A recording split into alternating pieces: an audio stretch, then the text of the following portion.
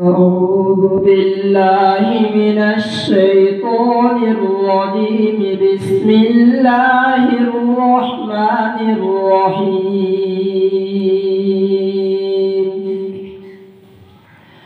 تلك الدار الآخرة نجعلها للذين لا يريدون علوا في الأرض ولا فسادا والعاقبة للمتقين.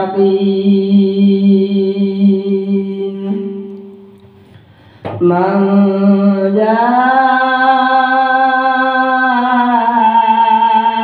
بالحسنة فله خير منها ومن جاء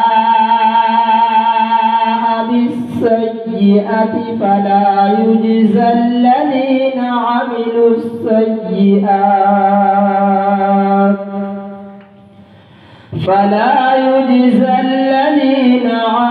السيئات إلا ما كانوا يعملون.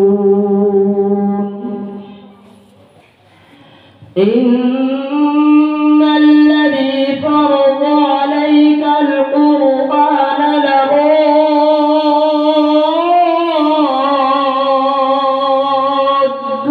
إلى معاد قل ربي أعلم من جاء بالهدى ومن هو في ضلال مبين. وما كنت ترجو أن يلقى إليك الكتاب إلا رحمة من ربك فلا تكونن ظهيرا للكافرين. ولا يصدنك عن آيات الله بعد إذ أنزلت إليك وادع إلى ربك ولا تكونن من المشركين.